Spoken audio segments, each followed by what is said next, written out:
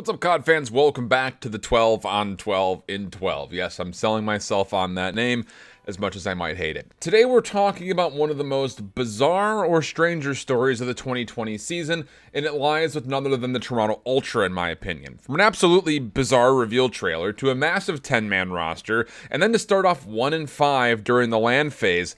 Yeah, I won't lie, I definitely was starting to write this team off. And to be fair, how could you not? There was a bit of a revolving door when it came to what was happening with this roster. It was medals first, and then it was Bants for medals, and then medals for Looney, and then Kleenex for classic, but then classic for medals. So if it's enough to make your head absolutely spin. But here's the thing. Each time a change was made in this Toronto Ultra roster, an improvement was there as well. One win turned into two, that quickly turned into four, which then eventually led to a miraculous final 3 weeks of the regular season, in which Toronto went 7-3 and rose from the 12th position in the standings all the way to a 7th position, getting themselves out of the lower bracket to start things off for playoffs. And the cherry on top is during those last 3 weeks, they went 4-1 versus the top 4 squads currently in the league while doing it. So now we look at this Toronto team that initially was trying to get by on hugs and kisses to the tune of finishing 9th in the hardpoint, 7th in the search and destroy, and 6th in the domination across all the CDL rankings. But more importantly in my mind, what initially brewed as a headache and a sigh of depression whenever you saw the Toronto Ultra go to map 5 has now turned into a bit of giddy anticipation and a confidence builder, seeing Toronto having clutched up 5 different round 10 or round 11 search and destroys in just the last week alone. We said all season long that we needed to see someone help out Cammy, who really was starting to very early on in the season rise as a potential star in Toronto. Well, now you have Bants, who's not just another search and destroy monster. He's performing immensely well in this new meta across every single mode. Kleenex is spearheading breaks on hardpoints as if he's been doing it for years. Methods has once again found his ice and is coming up clutch across a multitude of different modes, not just the search and destroy. And honestly, Classic is looking better than ever when it comes to being a master of all trades, a role that he kind of fulfilled when he played in Luminosity, but didn't really get a lot of attention for. But the one person that I feel like we're not talking about a lot when it comes to this Toronto Ultra roster is the mastermind behind everything and the head coach of MarkyB. I got some time to sit down with Mark and to figure out what exactly went in to figuring out what this initial roster was going to be and how you manage that revolving door, as I called it. It turned it into what was a pivotal playoff favorite going into those final 3 weeks of the season. Joining me now is Coach MarkyB from the Toronto Ultra, and it has been an absolutely roller coaster year, I think is probably the best way to talk about Toronto. Starting really at the top of the year, you guys came out with the largest announced roster in the CDL, which kind of threw everyone's expectations all over the place, but it also allowed for the potential of you guys kind of having a fluid substitute system, except we didn't really see that early in the year. Could you talk a little bit about what went into selecting the initial 5 players that started the year for you guys? Yeah, so the initial start of the year period was interesting because honestly things could have worked out a lot better. We planned to have the players in North America and Toronto a lot longer in the sort of before Christmas period, and that was sort of what we were using to assess the initial starting 5. So essentially, with the delay obviously for the sort of European players getting to North America, we had sort of 2 different groups going on at the start of the season. So we had the European group and the North American group. So the start of the game for me was hectic because I was watching 4 scrims a day. So I would start off. I was still home in Europe at this point. So I'd start off. I'd be watching the European group, and then it literally just so happened with the changing of scrim schedules and whatnot that it lined up perfectly where it was like just 4 scrims back to back to back to back to back.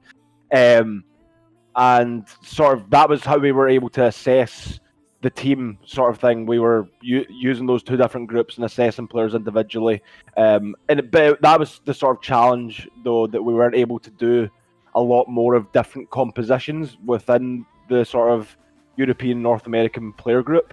So that was sort of one of the initial issues we sort of came across. I feel like a lot more time to try out a lot of different rosters. You might have seen a different potential initial roster.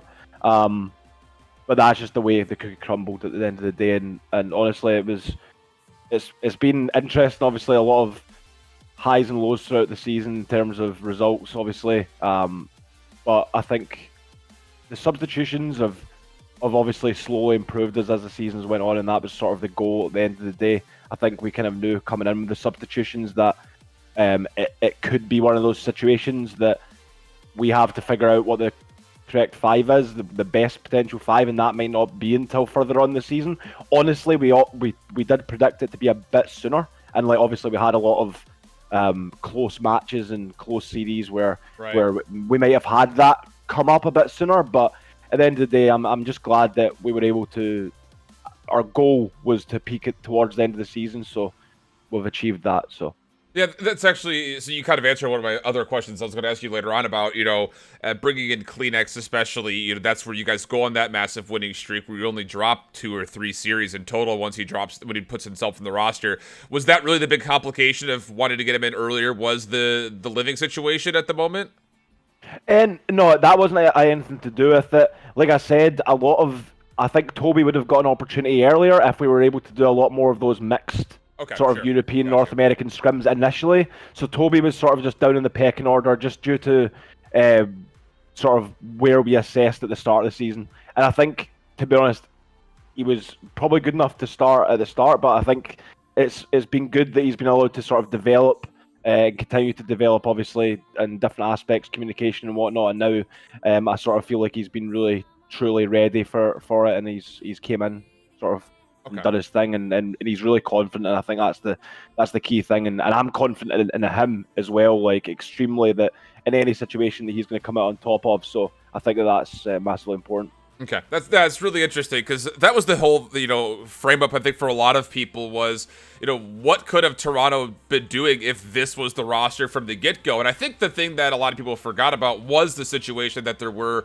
a handful of travel things that are going on. If you especially followed along with those players, you probably got some idea of that through Twitter and things like that. But that's just a really interesting conversation point, because I think a lot of people seeing you guys go through your last 2 weekends only dropping a single series to the New York Subliners in what was relatively a close 3-0 sweep, unfortunately, was what would have happened if this was the Toronto roster from day one. But that said, you guys put on probably, I would say, one of the more magical comebacks, if you want to call it that, in the last handful of weeks, where you were essentially dead last in the point standings to finishing in a position to where you essentially lock in the 7th overall seed. What was the mindset when you were able to get the 5 that you wanted, and then to have to immediately put yourself together for that kind of a journey? How do you kind of handle that in the last 3 weeks, knowing that you have to put together something special? Honestly, I think it was one of the best things for us. I said this because I'm good friends with the Paris coach, Joe, and I said to him when sort of they put us in the position, when they got to the finals of the event that we weren't at, they actually put us in the position where we had to go and win the event. Yeah. And seeing them going all the way to the finals was sort of also extra motivation for us to be like, we can do this as well, because personally we believe we're better than Paris. So it was one of those things that, like, it gave us that extra motivation, and it gave us that mentality as a team that we need to come in and win this event. And obviously, regardless, when it came down to it, when we got to finals, OGLA got to semis and they lost, so we were locked in going into going into the grand finals anyway. But the mentality of the players of we need to win this event was like what I believe truly sort of brought us through this weekend, and it was great. I sort of loved the way they thrived under that like immense amount of pressure, and it like was a really good sort of sign for me as a coach going into champs that they were able to step up to that level with the immense amount of pressure involved at that crucial moment. And I think that's like the sort of biggest importance of this weekend. I think it just put us in a position going into champs. Now we're the champions going into the biggest event of the year. We've just took out all the best competition at the toughest event of the year. So we're in a good spot. Yeah, you take down Chicago, Dallas, Atlanta. You do most of that in round 11 fashion with a couple of clutch up moments in the hard point.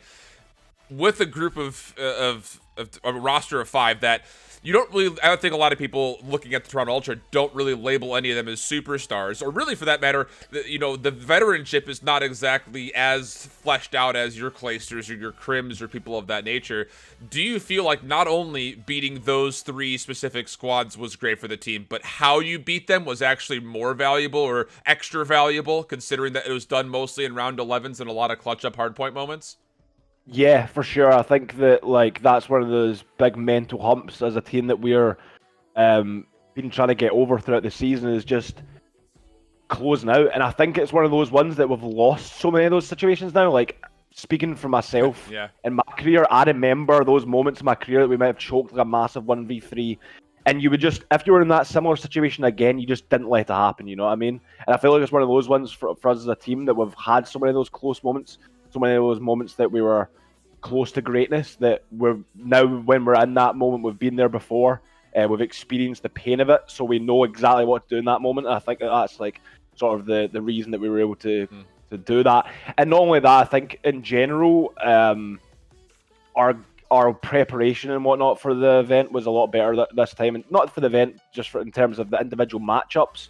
I think the players, sort of the way we are sort of built up our process into how we sort of go into each match. I think that me and our analyst Ryan have really figured that out, and I think that the players sort of go into each match and just know what to do, and if they do it and if they execute, they'll win. And I think that that's like the biggest sort of good feeling right now is after that event, just showing that every single time that if they trust me and Ryan and execute as we tell them to, that they'll win. So that's a good feeling. Yeah, especially considering that you've got the potential of meeting up against Chicago in winners round 2, and then Atlanta's waiting beyond that in winners round 3. But before we get too far ahead of yourselves, you've got to take down the London Royal Ravens, a squad that you guys haven't seen since really the beginning of the year. Is there anything in particular that you feel is a good matchup for you guys, or something in specific that you're looking out for when it comes to playing up against the Royal Ravens in the first round?